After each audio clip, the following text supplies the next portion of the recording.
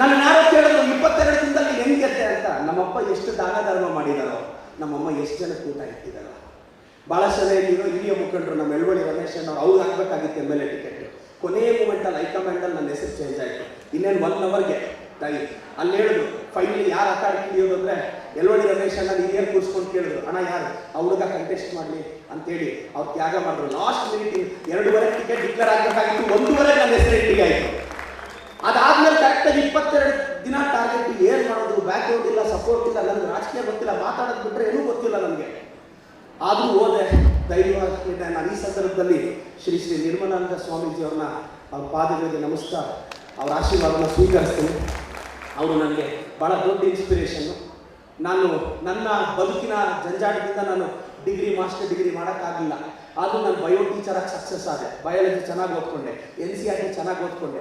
NCERT page number line ಬೈಟ್ ಮಾಡಿಬಿಟ್ಟೆ. ಇವತ್ತು ಅದು ಅನ್ನ ಇಡ್ತಿದೆ. ಒಂದು 300-400 ಕೋಟಿ ರೂಪಾಯಿ ಟರ್ನ್ ಇರೋ ಒಂದು ಕಂಪ್ನಿಗೆ MD ಮಾಡಿಟ್ಟಿದೆ. ಜಸ್ಟ್ 2 ಪುಸ್ತಕ ನನ್ನ ಜೀವನವನ್ನು ಬದಲಿಸಿದೆ. ನನ್ನ ದೇವ್ರ ಮನೆಯಲ್ಲಿರೋ ದೇವ್ರು ನನಗೆ ಎಷ್ಟು ಒಳ್ಳೇದು ಮಾಡಿದಾರೋ ನನಗೆ ಖಂಡಿತವಾಗೂ ಗೊತ್ತಿಲ್ಲ. ಚಿಕ್ಕಬಳ್ಳಾಪುರ ಜನ ಅಂತೂ ನನಗೆ ಜಾಸ್ತಿ ಒಳ್ಳೇದು ಮಾಡಿದ್ದಾರೆ. ನಾನು ನಿಮ್ಗೆಲ್ರಿಗೂ ಹೇಳಕ್ಕೆ ಇಷ್ಟಪಡೋದು ಇಷ್ಟೇ, ಲೈಫಲ್ಲಿ ಏನು ಗೊತ್ತಾ, ತುಂಬಾ ಜನ ಹುಡುಗರು ಏನೋ ಸಾಧಿಸ್ಬೇಕು ಅಂತ ಹೋಗ್ತಾರೆ, ಎವಿ ತಿಂಕ್ ಮಾಡ್ಬಿಡ್ತಾರೆ. ಬಸ್ಸಲ್ಲಿ ಯಾವಾಗ 2 ಟಿಕೆಟ್ ತಗೊಂಡಂತೇಳಿ, ಯಾಕಪ್ಪ 2 ಟಿಕೆಟ್ ಅಂದ್ರೆ, ಸರ್ 1 ಟಿಕೆಟ್ ಕಳೆದ್ರೆ ಇನ್ನೊಂದು ಟಿಕೆಟ್ ಇರಲಿ ಅಂತ. 2 ಕಳೆದ್ರೆ ಬಸ್ ಪಾಸ್ ಇದೆ ಗೊತ್ತಾ ಅಲ್ಲ.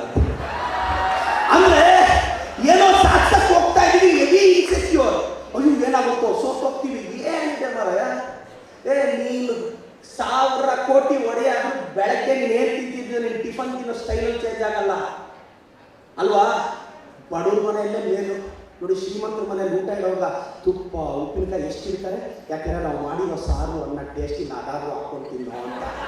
ಅದೇ ಬಡವ್ರ ಮನೆಯಲ್ಲಿ ಅನ್ನ ಸಾರು ಬಿಟ್ಟರೆ ಏನೂ ಕೊಡಲ್ಲ, ಉಪ್ಪಿನಕಾಯಿ ಹಾಕಲ್ಲ, ತುಪ್ಪ ಹಾಕಲ್ಲ, ಸೈಡ್ ಡಿಶ್ ಕೊಡಲ್ಲ, ಏನಿರಲ್ಲ. ಯಾಕೆಂದ್ರೆ ನಾವು ಮಾಡಿರೋ ಅನ್ನ ಸಾರೇ ಟೇಸ್ಟ್ ಆಗಿದೆ ತಿನ್ನಪ್ಪ ಅಂತ.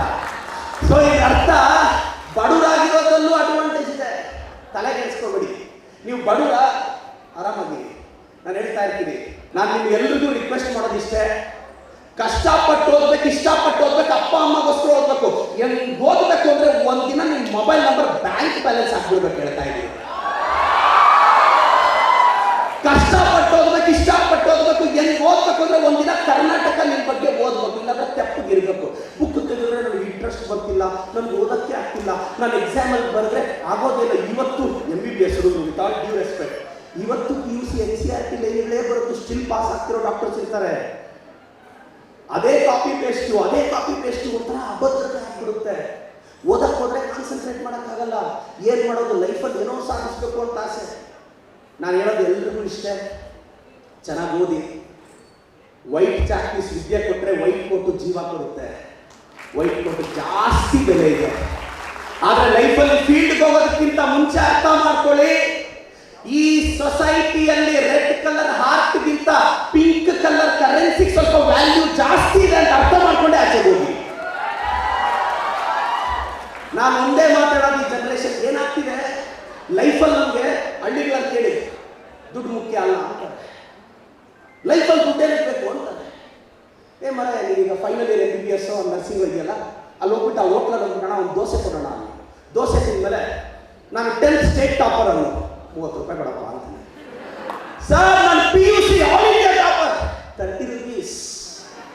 ಸರ್ ನಾನು MBBS ಡಾಕ್ಟ್ರು 30 rupees ಅಂತಾನೆ. ಯಾಕೆ ಹೇಳ್ತಾ ಇದ್ದೀನಿ ಅಂದರೆ, ನಿಮಗೆ ಹೆಂಗೆ ಒಂದು ವ್ಯಾಲ್ಯೂ ಇದೆಯೋ ಕರೆನ್ಸಿಗೂ ಒಂದು ವ್ಯಾಲ್ಯೂ ಇದೆ.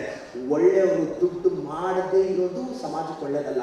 ಒಳ್ಳೆಯವರು ದುಡ್ಡು ಮಾಡಿಲ್ಲ ಅಂದರೆ ಆ ದುಡ್ಡನ್ನ ಕೆಟ್ಟವ್ರು ಮಾಡಿ ಕೆಟ್ಟದಕ್ಕೆ ಬಳಸ್ತಾರೆ. ಸೊ ಒಳ್ಳೆಯವ್ರು ದುಡ್ಡು ಮಾಡಬೇಕು ರಾಜ.